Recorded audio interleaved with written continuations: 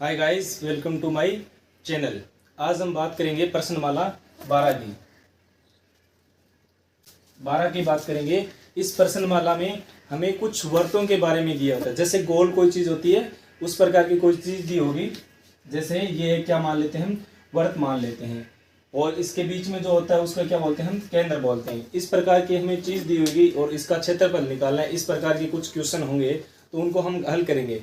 लेकिन उससे सबसे पहले, ज्ञात करने से पहले हमें पता होना चाहिए कि ये क्या होता है, केंद्र होता है, इसकी त्रिज्या कौन सी होती है, इसका व्यास कौन सा होता है, इसकी जीवा कौन सी होता है, इसका त्रिज्याखंड कौन सा होता है, और इसका सबसे बड़ा जो वृहद त्रिज्याखंड है, जैसे उसको दीर्घ त्रिज्याखंड बोलते हैं, वो कैसे किसको बोला जाता है। इस प्रकार के बारे में हमें नॉलेज होना चाहिए। उसके बाद में ये प्रश्नावली स्टार्ट करेंगे। चलिए, तो हम सबसे पहले स्टार्ट करते हैं। जैसे वर्त से ही लेते हैं हम। ये मान लो कोई क्या है, एक वर्त है। क्या है, एक वर्त है। वर्त किसे कहते हैं, जो इसका बीच का बिंदु होता है उसे क्या बोलते हैं, केंद्र बोलते हैं। इसे क्या बोलते हैं, बीच का जो बिंदु होता है उसे क्या बोलते हैं, केंद्र बोलते हैं, केंद्र। अब इसकी सबसे पहले तो हमें परिभाषा पता होना चाहिए कि वर्त की परिभाषा क्या होती है। वर्त की परिभाषा ये होती है कि एक निश्चित दूरी पर, ये बिंदु है, इससे कोई निश्चित दूरी है। मान लो इसकी जो 5 सेंटीमीटर त्रिज्या या 5 सेंटीमीटर रेखा के बाद में जो एक खींचे गए बिंदुओं के बिंदु पथ, यहाँ क्या एक छोटे छोटे बिंदु हैं, यहाँ छोटे छोटे क्या एक बिंदु हैं। इस प्रकार के बिंदुओं के बिंदु पथ, यानी बिंदु पथ जो मार्ग होता है उसे क्या बोलते हैं, पथ बोलते हैं। इसके छोटे छोटे जो मार्ग के बिंदु पथ हैं उसे क्या बोलते हैं, वर्त बोलते हैं। उसे क्या बोलते हैं, वर्त बोलते हैं। और ये बिंदु क्या होता है, वर्त का सेंटर पॉइंट होता है। यानी ये वर्त को बोला जाता है, इसको केंद्र बोला जाता है। इसको क्या बोला जाता है, वर्त का केंद्र। अब जो वर्त के केंद्र से परिधि तक मिलती हैं, ये बाहर की होते हैं, इसे क्या बोलते हैं, वर्त की बोलते हैं परिधि। वर्त की परिधि बोला जाता है इसे, वर्त की परिधि। अब इसके बारे में मैं बाद में बात करेंगे कि वर्त की परिधि होती क्या है या वर्त का क्षेत्रफल होता क्या है। सबसे पहले इसके बाहरी नॉलेज के बारे में बात करते हैं कि क्या क्या क्या चीज होती है इसके अंदर, क्या और क्या चीज होती है। ये हो गई वर्त की, क्या हो गई, त्रिज्या हो गई। वर्त की हो गई हमारे पास में त्रिज्या। अब त्रिज्या किसे कहते हैं, त्रिज्या जो बिंदु केंद्र होता है वहां से लेकर जो परिधि तक मिलती है, केवल परिधि तक, बाहर ना निकले, केवल परिधि तक मिलती है, उसे क्या बोलते हैं, वर्त की त्रिज्या। और जो केंद्र से होकर गुजरे, जैसे एग्जांपल फॉर इज वर्त की परिधि से मिलकर केंद्र से होकर वापस परिधि की तक मिले, यानी जो वर्त है, वर्त की जो ये बाहरी परिधि है, यहां से चलकर केंद्र तक मिलकर वापस परिधि तक मिले, उसे बोला जाता है व्यास। उसे क्या बोला जाता है, व्यास बोला जाता है। आधी हो तो त्रिज्या होगी, अगर 2 गुना हो तो क्या बोला जाता है, व्यास बोला जाता है। जैसे त्रिज्या का 2 गुना क्या होता है, व्यास होता है। त्रिज्या का 2 गुना क्या होता है, व्यास होता है। लेकिन व्यास की आधी होती है, वो क्या होती है, त्रिज्या होती है। व्यास की आधी क्या होती है, त्रिज्या होती है। और जो परिधि से केवल परिधि तक ही मिले, जो परिधि से केवल परिधि तक ही मिले, जैसे अब यहां से मैंने जो लाइन खींची है इसका नाम दे देता हूं ए और बी। जो लाइन परिधि को परिधि तक ही टच करे, अभी ये लाइन ए और बी केवल परिधि को टच कर रही हैं, तो ये क्या होगी, वर्त की जीवा होगी। ये वर्त की क्या होगी, जीवा होगी। अभी इसके बारे में हम बात करेंगे। दूसरा वर्त बना लेते हैं और उसके बारे में बात करते हैं। जैसे मैंने कोई दूसरा वर्त बनाया, ये केंद्र बनाया, और ये हो गई हमारी त्रिज्या। जैसे मैं इसको 5 सेंटीमीटर त्रिज्या बोल लूँ और इसको भी 5 सेंटीमीटर त्रिज्या बोल लूँ, ये क्या हो गया, एक हमारा चाप हो गया। ये क्या हो गया, हमारा एक चाप हो गया। और इसी चाप को हम क्या बोल सकते हैं, त्रिज्याखंड बोल सकते हैं। क्या बोल सकते हैं इसे, त्रिज्याखंड भी बोल सकते हैं। अब ये लघु मतलब हमारे पास में छोटा त्रिज्याखंड है, और ये हमारे पास में क्या है, बड़ा त्रिज्याखंड है। ये क्या है हमारे पास में, दीर्घ बोल सकते हैं इसको, दीर्घ त्रिज्याखंड। दीर्घ त्रिज्याखंड, ये हमारे पास में लघु त्रिज्याखंड है, वो हमारे पास में क्या है, दीर्घ त्रिज्याखंड है। अब हम बात करते हैं वर्त की, तो इसमें क्या होता है, सभी जो सारे कोण है इस प्रकार से घूमेंगे। जैसे हमारे पास में एक डी होती है, वो इस प्रकार होती है, और उसमें कितने डिग्री का कोण होता है, इसमें 180 डिग्री का कोण होता है। और 180 डिग्री के कोण को क्या कहते हैं, हम सरल कोण कहते हैं। क्या कहते हैं, सरल कोण कहते हैं। अब इस प्रकार की एक डिग्री जो डिग्री है, इसी प्रकार में 2 डिग्री लेता हूं तो एक आधी इधर आ जाएगी, आधी इधर आ जाएगी, तो दोनों क्या हो जाएगी हमारे पास में 180 यहाँ हो गया और 180 भी यहाँ हो गया, तो दोनों कुल मिलाकर कितने डिग्री हो गए, यानी वर्त का है जो कितने डिग्री का कोण होता है, 360 डिग्री का कोण होता है। वर्त का कितने डिग्री का कोण होता है, 360 डिग्री का होता है। लेकिन जब हम चाप की लंबाई या दीर्घ व त्रिज्याखंड का क्षेत्रफल ज्ञात करेंगे तो हमें क्वेश्चन में कुछ दिए होंगे इंपॉर्टेंस, यानी इनके 60 डिग्री 90 डिग्री इस प्रकार के हमें कुछ आंसर यानी दिए होंगे। अभी बात करते हैं वर्त में चतुर्थांश की बात करते हैं।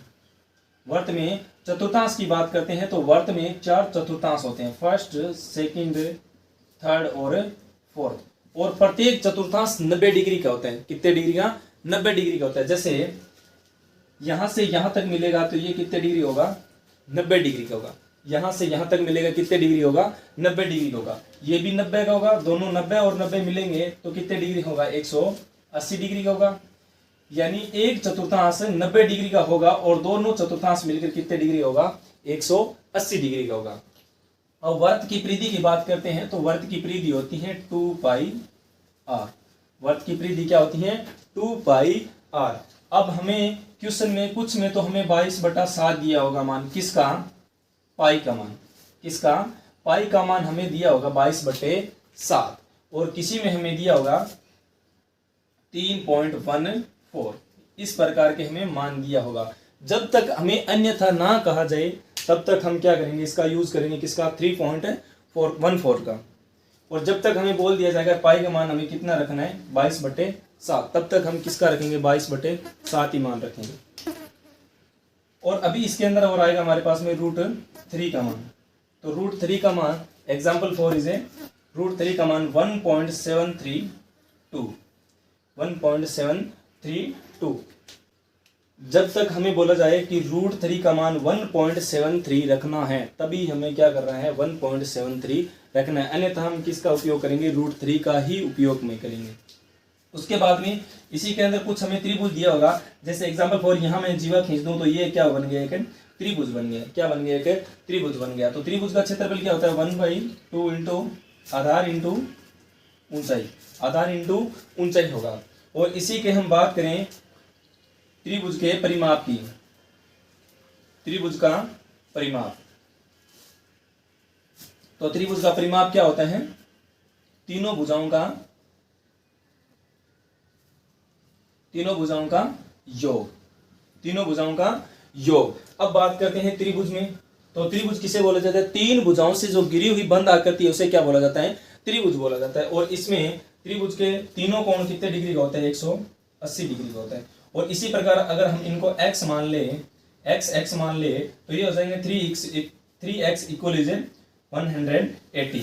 अभी बात करेंगे तो x का मान आ जाएगा 180/3, काटेंगे तो x का मान आ जाएगा 60 डिग्री। यानी इसमें प्रत्येक कोण कितने डिग्री का होता है, 60 डिग्री का होता है। प्रत्येक कोण कितने डिग्री का होता है, 60 डिग्री। तो इसमें प्रत्येक डिग्री का कितने डिग्री होता है, 60 डिग्री होता है। ये कुछ और इसके फॉर्मूले होंगे, जैसे वर्त का क्षेत्रफल क्या होता है, वर्त का क्षेत्रफल यानी पूरे का क्षेत्रफल, वर्त की परिधि नहीं, पूरे का क्षेत्रफल जिसके अंदर इसने एरिया घेर रखा है। जैसे वर्त का क्षेत्रफल क्या होगा, वर्त का क्षेत्रफल पाई आर स्क्वायर, ये क्या होगा, वर्त का क्षेत्रफल। अब हमने ये पूरे वर्त का क्षेत्रफल ज्ञात किया है, पूरे वर्त का क्षेत्रफल ज्ञात किया। अगर हमें अर्धवर्त का क्षेत्रफल बोल दे तो कैसे करेंगे, अर्धवर्त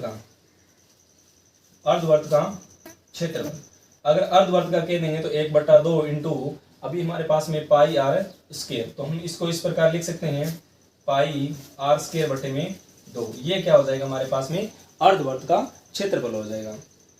अभी जो इसके अंदर इंपॉर्टेंट क्वेश्चन है, जो इंपॉर्टेंट आपके सामने इसमें फॉर्मूले दिए हुए हैं वो मैं आपको फॉर्मूले लिखाता हूँ, वो सबसे महत्वपूर्ण फॉर्मूले। अगर वो फॉर्मूले आपने याद कर लिए तो ये प्रश्नावली एकदम राइट तरीके से आपको इतनी अच्छी तरीके से दिमाग में बैठेगी कि आपको कभी भूल ही नहीं पाओगे। आपको पता होना चाहिए त्रिज्या कौन सी होती है। त्रिज्या जो वर्त से केवल परिधि तक मिलती है उसे त्रिज्या बोला जाता है। अब त्रिज्या के साथ कौन बनाते हैं, आपको पता ही नहीं कि त्रिज्या होती कौन सी है, तो इससे पहले सबसे पहले आपको इसी के बारे में नॉलेज होना चाहिए कि व्यास कौन सा होता है, त्रिज्या कौन सी होती है, कौन सी आधी होती है, कौन सी डबल होती है। अगर इनके बारे में आपको पता चल गया तो ये सबसे आसान प्रश्नावली है।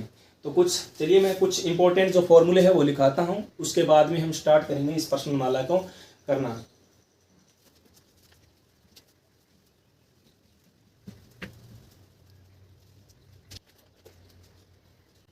चलिए, तो सबसे पहले महत्वपूर्ण फॉर्मूले वो लिखा लेता हूं। जैसे त्रिज्याखंड का क्षेत्रफल,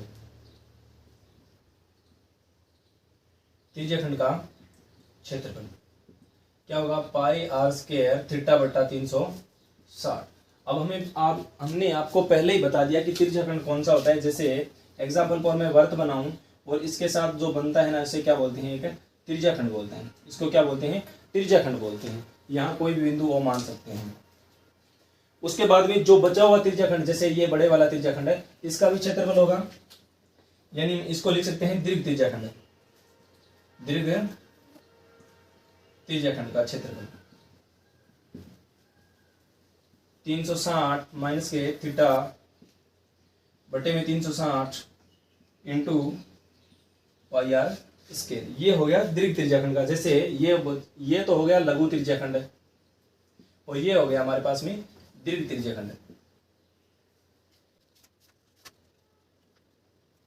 दीर्घ त्रिज्याखंड को हम संगत दीर्घ त्रिज्याखंड की बोल सकते हैं, संगत।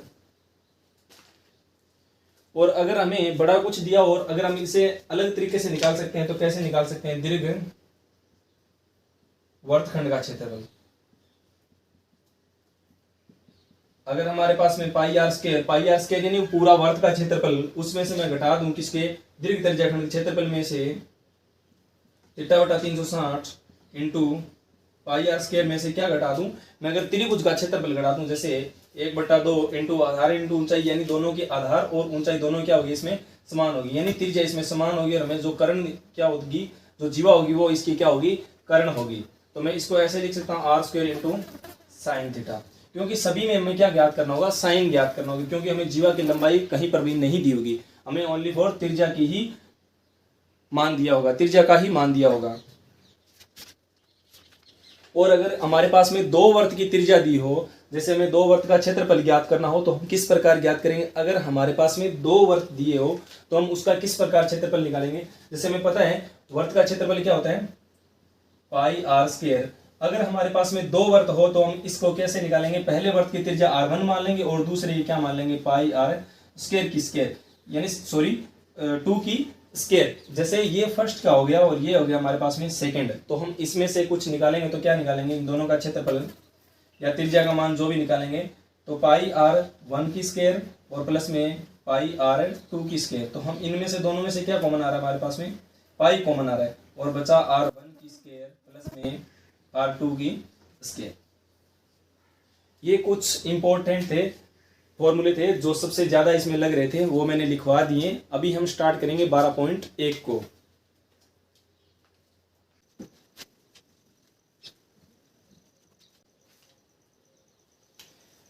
दो वर्तों की त्रिज्या क्रम से दी हुई है, हमें क्या दी हुई है, r1 का दिया हुआ है, यानी दो वर्त दिया हुआ है 19 सेंटीमीटर और r2 बराबर में 9 सेंटीमीटर। दो वर्त दी है, दोनों वर्तों की हमें त्रिज्या दी हुई है, दो वर्त दी है, दोनों वर्तों की हमारे पास में त्रिज्या दी हुई है। ठीक है, उस वर्त की त्रिज्याएं ज्ञात कीजिए जिसकी परिधि है ना दो वर्तों के जोड़ने पर होगी, यानी दोनों वर्तियों परिधियों के क्या होगा, बराबर होगा, योग के बराबर होगा। तो मैं क्या करता हूँ, वर्त की परिधि तीसरे वर्त की त्रिज्या क्या मान लेता हूँ, r मान लेता हूँ, तीसरे वर्त की त्रिज्या क्या मान लेता हूँ, r मान लेता हूँ। उसके बाद में वर्त की हमें पता है कि दोनों की परिधि इनके योग के बराबर है। अब इन दोनों को मैं क्या कर देता हूँ, जोड़ देता हूँ और जोड़ इनका क्या होगा, इस त्रिज्या के क्या होगा, बराबर में आएगा। तो मैं वर्त की परिधि क्या होती है हमारे पास में, 2 पाई r होती है। लेकिन यहाँ हमारे पास में 3 वर्त है, तो सबसे पहले मैं इस वर्त को छोड़ देता हूँ और इन दोनों वर्तों की r1 प्लस में 2 पाई r2 मान लेता हूँ। तो इनमें से दोनों में से क्या कॉमन आएगा, 2 पाई आएगा और r1 प्लस में r2 आएगा। अब हमारे पास में तीसरे वर्त के बराबर में है, तो तीसरे वर्त में इसके बराबर में लिख देता हूँ, जैसे 2 पाई r इसके क्या है, बराबर में है। तो मैं लिख देता हूँ 2 पाई r इक्वल 2 पाई r1 का मान हमारे पास में 19 सेंटीमीटर प्लस में दूसरे का मान हमारे पास में 9 सेंटीमीटर। 2 पाई r इक्वल 2 पाई 19 और 9 हम जोड़ेंगे तो हमारे पास में आ जाएगा 28। 19 और 9 28। अब ये 2 पाई 28 के साथ गुणा करें, इस साइड में आएंगे तो भाग में 2 पाई से 2 पाई क्या हो जाएगी, कैंसिल हो जाएगी और बचा हमारे पास में r का मान क्या हो जाएगा, 28 सेंटीमीटर। यानी उस तीसरे वर्त की त्रिज्या क्या होगी, 28 सेंटीमीटर होगी। ये 12.1 का पहला क्वेश्चन। पहला क्वेश्चन। उसके बाद में 2 नंबर क्वेश्चन है, दो वर्तों की त्रिज्याएं क्रमशः 8 सेंटीमीटर और 6 सेंटीमीटर है, यानी R1 का मान 8 सेंटीमीटर, R2 का मान कितना सेंटीमीटर दिया हुआ है, 6 सेंटीमीटर है। उस वर्त की त्रिज्या ज्ञात कीजिए जो उसके क्षेत्रफल के बराबर में। पहले हमें किसके बराबर में था, वर्त की परिधि के बराबर में थे। जो वर्त की परिधि क्या होती है, 2 पाई वर्त। अभी वर्त के क्षेत्रफल के है, तो वर्त का क्षेत्रफल क्या होता है, pi r square, pi r square. ये तीसरे जो दोनों वर्त है ना उनके योग के तीसरे के बराबर में है, तो पाई आर स्क्वायर होता है। इसी की तरह मैं लिख लेता हूं पाई आर स्क्वायर, और इन दोनों का अलग अलग लिखता हूं, पाई आर स्क्वायर प्लस में पाई आर स्क्वायर। ये R1 हो गया, ये हो गया हमारे पास में R2। अब इन दोनों में से क्या कॉमन आ रहा है हमारे पास में, पाई आ रहा है, पीछे बच गया R1 की स्क्वायर प्लस में R2 की स्क्वायर। यहाँ हमारे पास में पाई आर स्क्वायर बचा है, पाई आर स्क्वायर बराबर में इन दोनों का मान मैं पाई रख लेता हूँ। R1 का मान हमारे पास में 8 का क्या कर देता हूँ वर्ग, प्लस में R2 का मान हमारे पास में 6, इसका भी वर्ग। पाई इंटू 8 का वर्ग 64 प्लस में 6 का वर्ग 36, पाई आर स्क्वायर। अभी ये पाई यहाँ गुणा कर रहे हैं, इस साइड में आएगा क्या हो जाएगा, भाग में हो जाएगा, इस साइड में आएगा तो भाग में हो जाएगा। पाई से पाई कैंसिल, आर स्क्वायर बराबर में 64 और 36 को जोड़ूंगा तो 100। अभी इस पर स्क्वायर लगेगा तो वहां जाएगा तो किस में हो जाएगा, रूट में हो जाएगा। तो आर बराबर में 100 ऊपर लगेगा रूट, तो r equal to plus minus के 10। लेकिन हमें धनात्मक चाहिए, धनात्मक चाहिए, तो आर का मान क्या होगा हमारे पास में 10 सेंटीमीटर होगा। क्या होगा हमारे पास में 10 सेंटीमीटर। तो ये हो गए हमारे क्वेश्चन नंबर 2। अभी क्वेश्चन नंबर हम 3 की बात करते हैं।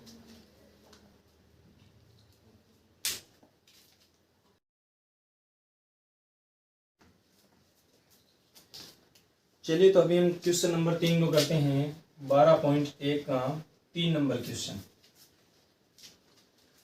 हमें यहाँ कुछ चित्र दिया है, जैसे गोल्ड का, उसके बाद में रेड का, उसके बाद में ब्लू का, उसके बाद में ब्लैक का, और उसके बाद में व्हाइट का। इस प्रकार हमें कुछ चित्र दिए हैं। अब इस आकृति में तीरंदाजी लक्ष्य दर्शाती है, इसमें लक्ष्य दर्शाइए और उनके नंबर मिलेंगे। और इसमें गोल्ड का क्षेत्रफल जो क्या दिया हुआ हमें, सॉरी इसका व्यास दिया हुआ है गोल्ड का, कितना दिया हुआ है, गोल्ड का व्यास है 21 सेंटीमीटर दिया हुआ है। कितने सेंटीमीटर, 21 सेंटीमीटर। तो मैं लिख लेता हूं गोल्ड वर्त का व्यास कितना सेंटीमीटर दिया हुआ, व्यास हमारे पास में 21 सेंटीमीटर दिया।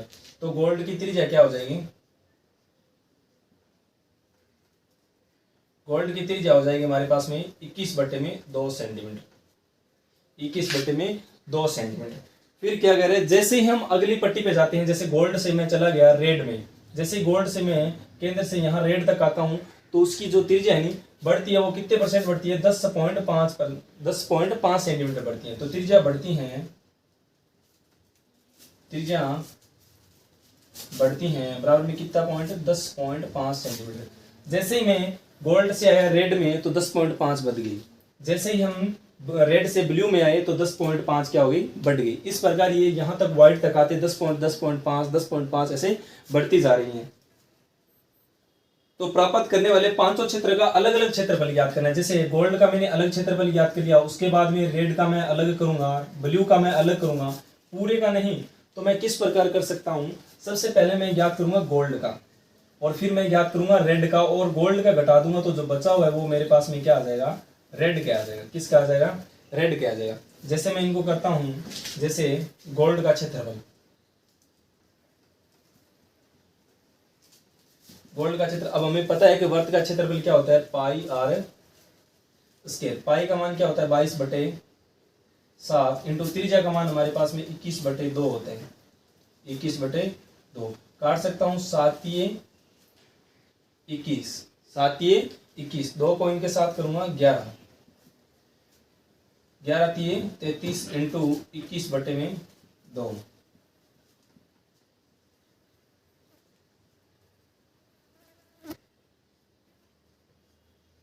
काटूंगा फिर इनको 346.5 सेंटीमीटर स्क्वायर। ये तो आया हमारे पास में गोल्ड का क्षेत्रफल। किसका आया हमारे पास में? गोल्ड का क्षेत्रफल। अब हम ज्ञात करेंगे रेड का क्षेत्रफल। रेड का क्षेत्रफल, लेकिन रेड का क्षेत्रफल ज्ञात करने से पहले हमें पता होना चाहिए कि इसकी कितनी बढ़ रही है त्रिज्याएं। इसकी कितनी बढ़ रही है? 10.5 बढ़ रही है। पहले हमारे पास में इनकी बात करें, इसको काटेंगे तो 10.5 थी। अभी हमारे पास क्या हो जाएगी? 10.5 पहले थी, अभी हमें 10.5 और जोड़ूंगा तो इनकी हो जाएगी 21 सेंटीमीटर। Sorry 21 centimetre. तो वर्त का वही बात, रेड का क्षेत्रफल ये हमारे पास में पूरे रेड के आएगा। तो रेड का ज्ञात करेंगे तो पाई आर स्क्वायर। पाई का मान वही बात 22/7 इंटू आर का मान हमारे पास में क्या है अभी? 21 सेंटीमीटर है। Sorry 21 centimetre. अभी मैं इसको काटूंगा तो 7 3 21, तो 22 इंटू 63। इनको मैं करूंगा 66 अंसलाई 6, 22 छिका 132 और 6 138। इसका क्या है हमारे पास में? 1386। ये हमारे पास में आया किसका? रेड का क्षेत्रफल है। किसका क्षेत्रफल है? रेड का क्षेत्रफल है। लेकिन हमें रेड का पूरे का नहीं पूछा है, हमें बस इतना खाली जो रेड है ना, ये तो हमारे पास में गोल्ड विद, यानी दोनों का किसका साथ है? गोल्ड के साथ आए हैं। तो मैं किसका ज्ञात कर सकता हूं? हमें रेड का ज्ञात करना है। तो रेड को किससे घटा देंगे हम? रेड में से किसको घटा देंगे? गोल्ड को घटा देंगे। गोल्ड को घटा देंगे। रेड में हमारे पास में कितने का है? 1386 माइनस के गोल्ड के कितने का है हमारे पास में? 346.5 सेंटीमीटर स्क्वायर। अब मैं 1386 में से घटाऊंगा किसको? 346.5 घटा देते हैं इसमें से,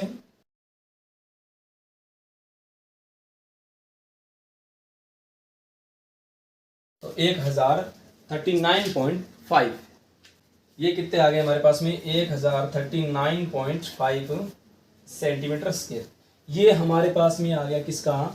रेड का क्षेत्रफल है। अभी हम रेड से हम किस में जाएंगे? ब्लू में जाएंगे। किस में जाएंगे? ब्लू में जाएंगे। तो ब्लू का क्षेत्रफल किस प्रकार निकालेंगे? ब्लू का क्षेत्रफल, अभी हमारे पास में ब्लू का क्षेत्रफल निकालेंगे तो 10 पॉइंट पहले हमारे पास में कितनी थी? त्रिज्या कितनी थी? 21 सेंटीमीटर थी। 21 सेंटीमीटर। अभी मैं 21 में 10.5 और जोड़ूंगा तो कितनी हो जाएगी? 31.5 सेंटीमीटर। अभी वही करेंगे, ब्लू का क्षेत्रफल ज्ञात करेंगे। किसका? ब्लू का क्षेत्रफल। ब्लू का क्षेत्रफल क्या होगा? वही होगा पाई आर स्क्वायर। पाई का मान हम क्या रखेंगे? 22/7 और त्रिज्या का हमारे पास में अब की बार क्या होगा? 31.5 इंटू 31.5। अभी यहां से हम पॉइंट हटाएंगे तो बटे में 10 लगते जाएंगे सभी के। अभी हम किसी को काटते हैं 5 के भाग से, जैसे 5 के 30, 5 3 15 और 5 2 10। में इसको काट सकता हूँ किस पे? 11 पर। और 7 9 63। फिर वही बात इसको भी मैं काट सकता हूँ 63 और 2 पे। अभी ऊपर हमारे 11 9 99 इंटू 63 बटे में 2। 63 बटे में 2। अब मैं इनको मल्टीप्लाई करता हूँ, जैसे इनको मैं गुणा करूंगा 99 13 को, और फिर मैं 2 का भाग दूंगा इसमें, तो हमारे पास में क्या? इनको मैं डायरेक्टली इनसे गुणा ही कर लेता हूं।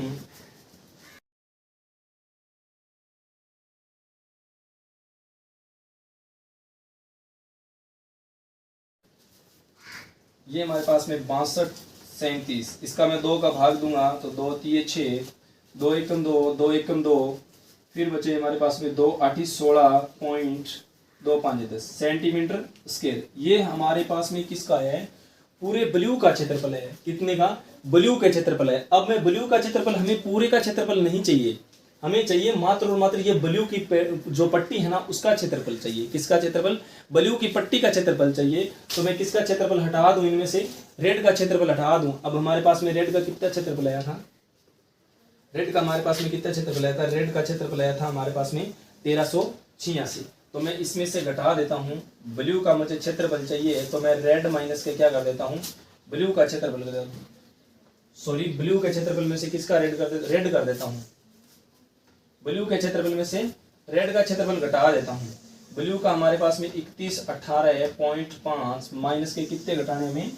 1386। 1386।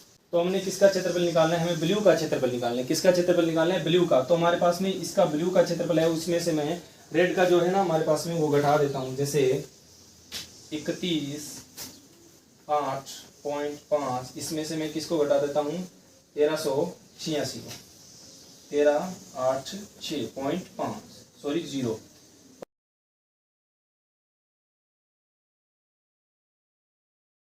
1732.5 हमारे पास में क्या आ जाएगा, इसका सेंटीमीटर स्क्वायर आ जाएगा, सेंटीमीटर स्क्वायर। इसी प्रकार हम किस प्रकार निकालेंगे, ये ब्लू का निकाल दिया, अभी हम ब्लैक पे जाएंगे। पहले पूरे ब्लैक का क्षेत्रफल निकालेंगे, उसके बाद में हम किसका निकाल हटा देंगे, 18.5 ये घटा देंगे, किसमें से हम घटा देंगे, ब्लैक में, सॉरी ब्लैक में से। तो हमारे पास में जो ब्लैक की पट्टी है ना उनका क्षेत्रफल आ जाएगा। इसी प्रकार मैं व्हाइट का ज्ञात करके किसका निकाल देता हूँ, ब्लैक का निकाल देता हूँ। जो बचा वो किसका क्षेत्रफल होगा हमारे पास में, जो ब्लैक हटा देंगे तो उसका क्षेत्रफल हो जाएगा हमारे पास में व्हाइट का, हमारे पास में बच जाएगा व्हाइट का क्षेत्रफल। इसी प्रकार मैंने 3 ज्ञात कर दी हैं, 3 या 4, अभी बाकी आप 2 ज्ञात कर सकते हैं आराम से। इसमें कोई दिक्कत वाली बात नहीं है, बस क्षेत्रफल लगाना है और जिसका क्षेत्रफल निकला है उसमें से उसका क्या कर देंगे, घटा देंगे। अभी हम क्वेश्चन नंबर करते हैं 4 को।